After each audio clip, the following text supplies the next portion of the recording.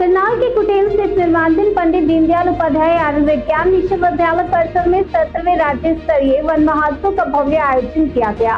कार्यक्रम में हरियाणा के मुख्यमंत्री नारायण सिंह सैनी ने मुख्य अतिथि के रूप में शिरकत की। प्रधानमंत्री नरेंद्र मोदी के आह्वान पर चल रहे एक पेड़ मां के नाम अभियान के तहत मुख्यमंत्री ने लगभग 800 स्कूली बच्चों के साथ पौधारोपण कर पर्यावरण संरक्षण का संदेश दिया। वन विभाग के अनुसार समारोह के दौरान करीब 20,000 पौधे लगाए गए। मुख्यमंत्री ने लोगों से पौधे लगाने के साथ उनकी नियमित देखभाल का भी संकल्प लेने की अपील की। कार्यक्रम के दौरान उन्होंने वन विभाग की प्रदर्शनी का अवलोकन किया और हरियाणा फॉरेस्ट न्यूज तथा धार्मिक वृक्षारोपण पुस्तिकाओं का विमोचन किया। उन्होंने कहा कि निर्माणाधीन पंडित दीनदयाल उपाध्याय आयुर्विज्ञान विश्वविद्यालय भविष्य में प्रदेश के लिए स्वास्थ्य सेवा और रोजगार का महत्वपूर्ण केंद्र बनेगा। साथ ही घरौंडा क्षेत्र में जोन नंबर 1 के पुनर्निर्माण के लिए करीब 6 करोड़ 40 लाख रुपए की परियोजना की घोषणा भी की। पत्रकारों से बातचीत के दौरान मुख्यमंत्री ने पंजाब में पेपर लीक के मुद्दे, कांग्रेस, इंडिया गठबंधन और राहुल गांधी के बयानों पर भी राजनीतिक प्रतिक्रिया दी। उन्होंने कहा कि पेपर लीक जैसे मामलों में युवाओं के भविष्य से खिलवाड़ करने वालों के खिलाफ सख्त कार्रवाई जरूरी है।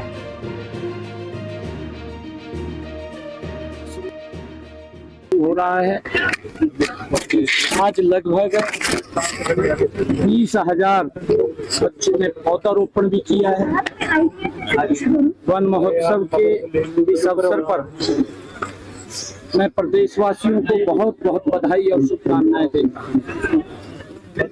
देश के यशस्वी प्रधानमंत्री आदरणीय मोदी जी ने जो एक हमें बात कही है, एक पेड़ मां के नाम, और आदरणीय प्रधानमंत्री जी पिछले दिनों हमारे हरियाणा के जींद में भी आए।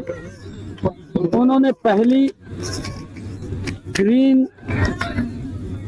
ट्रेन को हरी झंडी दिखाई, हाइड्रोजन से चलने वाली, जो पोल्यूशन 0% करती है, उस ट्रेन को हरी झंडी दिया।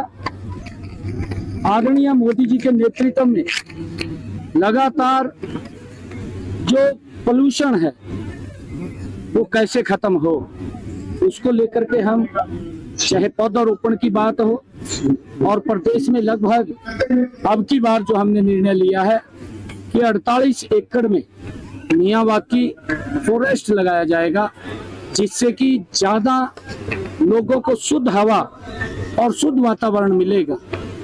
साथियों, आज मैं इस 17वें वन महोत्सव की सभी को बहुत बहुत बधाई देता हूँ। पंजाब के अंदर इस्तीफा मांगा जा रहा है शिक्षा मंत्री का, क्योंकि वहां पर भी पेपर लीक की बात सामने आई है। आप भी लगातार पंजाब जा रहे हैं। देखिए, बहुत दुर्भाग्यपूर्ण है वहां पर जिस प्रकार से युवाओं की जिंदगी के साथ खिलवाड़ किया जा रहा है और किस प्रकार से युवाओं को अपमानित और उनके साथ धोखा किया जा रहा है। पंजाब के अंदर जो बातें कही गई थी, इंडी गठबंधन और कांग्रेस के ये सभी लोग, क्योंकि मैं बार बार इस बात को बोलता हूं कि हाथी के दांत खाने के और खाने के कुछ और है, ये कहावत कांग्रेस और इंडी गठबंधन के नेताओं के ऊपर लागू होती है। उन्होंने जो बात कही थी कि ये मनीष सिसोदिया ने कहा था कि अगर हमारे यहाँ पेपर लीक होता है तो सबसे पहले मैं अपने शिक्षा मंत्री का इस्तीफा लूंगा, ये मंच के ऊपर बोला उसने। परंतु अब चुप है सारे के सारे, मुंह पर ताला लग गया। फार्मेसी का पेपर लीक हो गया, बच्चे सड़कों के ऊपर हैं और कोई बात सुनने वाला नहीं है, और ना कोई कांग्रेस का लोग बोल रहा है, ना राहुल गांधी बोल रहा है, कोई नहीं बोल रहा। परंतु देश के यशस्वी प्रधानमंत्री आदरणीय मोदी जी ने जिस प्रकार से लोकसभा में पेपर लीक को लेकर के कड़ा कानून बनाया है, मैं उसके लिए आदरणीय प्रधानमंत्री जी का धन्यवाद करता हूँ। परंतु जिस प्रकार से कांग्रेस झूठ बोलने का काम कर रही है, कांग्रेस से राजीव गांधी लोकसभा में 1986 में केवल चर्चा की गई, बिल पास नहीं हुआ, चर्चा की गई कि पेपर लीक के ऊपर कोई कानून बने, नहीं बना। आदरणीय प्रधानमंत्री जी ने 2024 में बनाया, अब उसको कड़ा कानून बनाया कि अगर कोई व्यक्ति इस बच्चों के जीवन के साथ खिलवाड़ करेगा तो उसको सख्त कानूनी कार्रवाई भी होगी, 10 करोड़ रुपए का उसके ऊपर जुर्माना भी लगेगा, 10 साल की सजा भी होगी। ये कानून लोकसभा में बना है। आदरणीय प्रधानमंत्री जी का धन्यवाद करता हूं। टिप्पणी की गई है प्रधानमंत्री जी के खिलाफ प्रियंका गांधी और राहुल गांधी द्वारा। देखिए, दुर्भाग्यपूर्ण है जिस प्रकार का शब्दों का इस्तेमाल किया गया।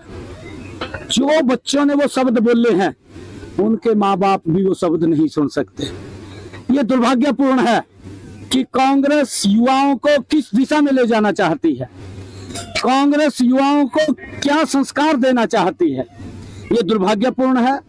परंतु आप देख रहे हैं, 2 दिन के बाद हमारे यमुनानगर के अंदर नशे की रोकथाम के लिए 1 लाख युवा इकट्ठा हुआ, 2 दिन के बाद उसके।